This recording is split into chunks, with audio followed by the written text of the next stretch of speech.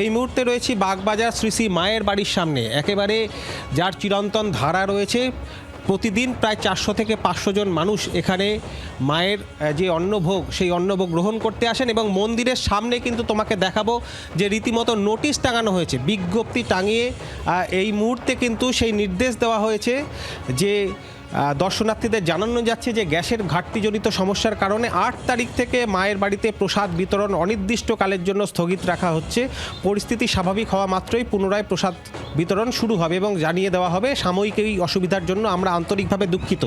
শুধুমাত্র এই বাগবাজার মায়ের বাড়ি নয়, বিভিন্ন জায়গায় কিন্তু এই সমস্যা আসছে। বলরাম মন্দির থেকেও এই ধরনের ভোগ বন্ধ হয়ে যাওয়ার খবর কিন্তু আমাদের সামনে আছে। আমার সঙ্গে রয়েছেন রামকৃষ্ণ গবেষক গোপেন্দ্র চৌধুরী, তার কাছ থেকে একটু খবর জেনে নেব কোথায় কোথায় কি পরিস্থিতি, মঠ মন্দির মিশনের কি হাল এই মুহূর্তে গ্যাস ক্রাইসিসের কারণে।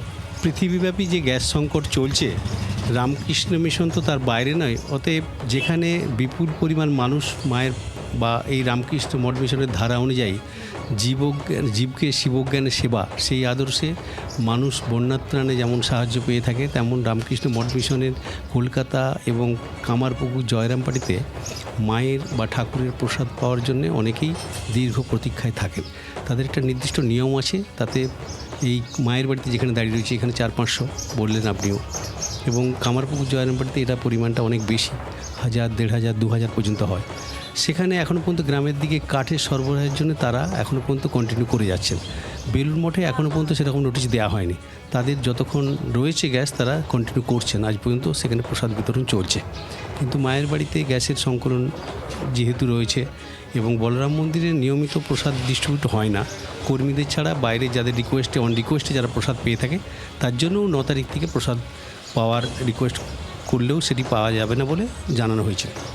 আর মায়ের বাড়িতেও জানানো হয়েছে, নোটিশ দেওয়া হয়েছে ঠিকই, মায়ের ভোগ যথারীতি তৈরি হচ্ছে, কর্মচারীরাও খাচ্ছেন, স্টাফেরাও প্রসাদ পাচ্ছেন।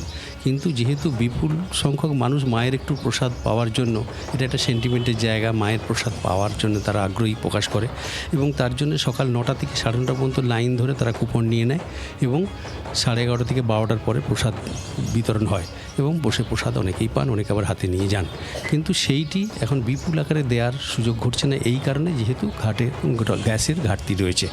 তাই রামকৃষ্ণ মঠ মিশনের ভাবধারা যা নিয়ম অনুযায়ী সেখানে কিন্তু প্রসাদ ভক্তদেরকে ডিপ্রাইভ করার বা বঞ্চিত করার উদ্দেশ্য নয়। যেহেতু গ্যাস সংকলন এখন রয়েছে তাই জন্য এই অবস্থার ব্যবস্থা। বাংলার আওয়াজ, বাঙালির আবেগ, জি 24 ঘন্টা।